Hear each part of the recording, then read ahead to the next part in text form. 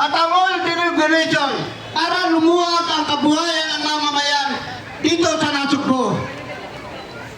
Puro lang siya pangako, wala naman siya natutupad. Dahil yan ay lingid sa kalaman nyo. Ito ay dahilan ng US Marcos ng gera dito sa kitang silangan sa Middle East. Kaya pati tayo partikular, Pilipinas, kasama tayo lahat. Ang pangunahin natin, ang mga basic needs natin, ang pangangailangan natin. Hindi na tayo makasapat sa pagbili ng bigas, pagbili ng asukal, kung ano-ano ang pangangailangan natin, pambayad sa kuryente, pambayad sa tubig. Kaya mananatiling lugbok ang pamumuhay ng mangingisda at magsasaka dito sa bayan ng District 1. Kaya ang panawagan namin kay Marcos na ipasura niya ang tatlo na ito para lumuwag ang kabuhayan ng taong bayan dito sa Nasugbu, Batangas. Tama yun noon sinabi ni Kawili na yung US Marcos ang siyang mismong dahilan kung bakit nga ba mayroong krisis ngayon, no? Paano nga ba? Sa paanong paraan? So sinasabi po natin ay imperialismo ay bagsak. Ano po ba itsura ng imperialismo? So nababalitaan po natin ngayon sa mga balita, hindi naman nabago na mayroong gera sa Middle East, no? May gera na sinimulan ng US sa Iran. Paano po ba ito nadudugtong dito sa atin, no? So sa ganoong paraan ay dahil nga ang may hawak ng krudo at langis, no, ay ang Iran, kalakhan ng langis ay sa kanila. Ang pagyegera ng US, ang kanyang talagang intensyon doon ay panghawakan talaga yung langis, no, dahil siya ay gahaman, siya ay sakim sa langis, dahil wala siya, hindi niya maproduce yun sa kanyang sariling bansa. No? So ngayon, inaatake niya yung Iran, at sa ganon ay naho-hold yung langis, no, at kahit na milya-milya, ilang libo man yung milya ng Iran sa Pilipinas, ay ramdam natin dito sa Pilipinas yung hirap nun, no? Na yung pagbobomba sa Iran ay dinalalayo dito sa Pilipinas dahil yung mismo nagbobomba sa kanayunan ay mga missiles galing sa US mismo, no? Galing mismo sa imperialismong bayan, no?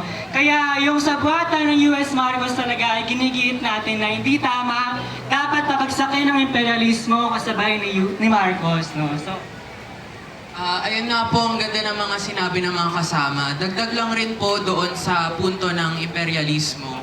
Ang nangyayari po kasing pagsasamantala dito sa Pilipinas ay hindi po talaga naihiwalay sa pagsasamantala na nararanasan ng mga karatig natin na bansa. Partikular po sa Iran, na nangyayari po yung US aggression ng US at Israel sa kanilang bansa.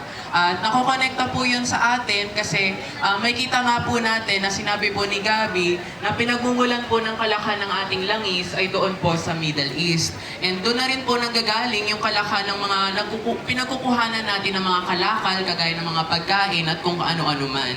At ang nangyayari na panggigera dahil sa US ay naharangan itong market trade na ito kung saan hindi na parang ginagawa itong oportunidad ng mga malalaking kumpanya sa langis na itaas yung presyo. At ang nangyayari naman po sa kasalukuyan dito sa atin, dahil nagsisitaasan na po yung presyo ng langis, dahil yung mga kumpanya po ang may hawak ng merkadong ito, yung gobyerno po natin, hindi po siya tumutugon sa mga kailangan ng mga mamamayan natin. Dapat meron ang bansa natin na sariling kontrol sa ating produkto, sa ating mismong hawak sa langis. Dapat ang gobyerno ang nagtatakda ng mga presyo na ito na masasapat sa makakaya ng ating mga mamamayan. Kaya pinapanawagan natin na hindi sapat yung mga parang mga band-aid solutions na sinasabi ni Bongbong Marcos, no? Especially yung nagsabi sila na magkakaroon daw ng dagdag ng fare sa jeepneys na ₱1. Pero wala pang isang linggo, binawi niya ito. Na parang ₱1 na nga lang, no? Sa dagdag na parang bayad sa jeep, binawi niya pa. Ipinagkait pa. isa yun talaga sa mga eksemplo na hindi talaga tumutugon ang ating gobyerno sa pangangailangan ng kanyang mga mamamayan. Mas nagpo-focus sila doon sa mga pangangailangan ng ibang bansa imbis sa sarili nating bansa.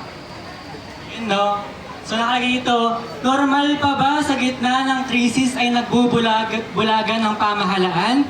Tinatanggi ang tunay na kalagayan habang patuloy ang korupsyon at pangungulimbat sa pondo ng bayan. Tama po ba yun? Hindi. Hindi, di ba? Hindi talaga. Hindi na normal ang mamamayan ang pumapasa ng buwis habang pinapaboran ng bilyonaryo at malaking korporasyon. Sa 130 pesos kada litro ng langis, 14.4 pesos agad ang VAT o yun ang tawag natin na value added tax, no? Sa 2,400 na arawang gastos sa langis, 288 dito ay VAT pa lamang. So kung tatanungin natin yung 288 na yun, talagang mawawalan ng malaking porsyento, no? Yung ginagastos ng pang-araw-araw na gumagamit ang puno ng langis, no? Kaya naman patuloy yung tinatawag natin na dapat ibasura yung excise tax, ibasura yung 12% VAT na added tax, no?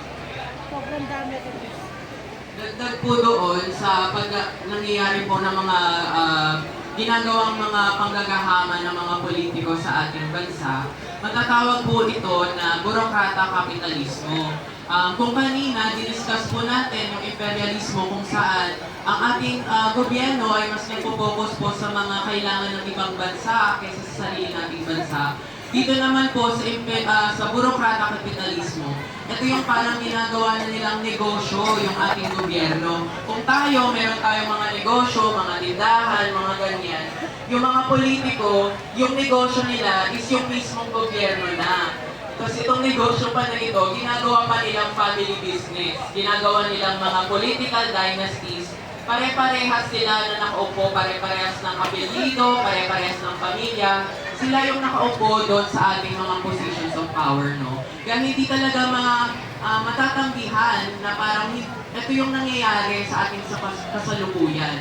Na sa pang-negosyo ng ating mga politiko sa gobyerno, ang naiiwan at ang nakakawawa at ang naghihikahos ay tayong mga karaniwang mga mamamayan. Tama yun, no, na sa burokrata kapitalismo, sila yung mga mukha na nagpapasa ng mga bills, nagpapasa ng mga act na patuloy na nagpapahirap sa ating lahat, no. Yung mga pinapasa po nila mga batas ay hindi para sa mamamayan, sa karaniwang pamamayan, no, kundi para palaguin pa yung business na meron sila, no, tulad na lang nila Villar, no, na pinagpasa ng rice liberalization law na patuloy na nagpapataas ng presyo ng bigas habang bumababa yung presyo ng palay, no? So, ayun, no? Kaya, ano nga ba yung panawagan natin, no? So, nabanggit na rin kanina na ipatupad ang kontrol sa presyo ng langis at iba pang batayang produkto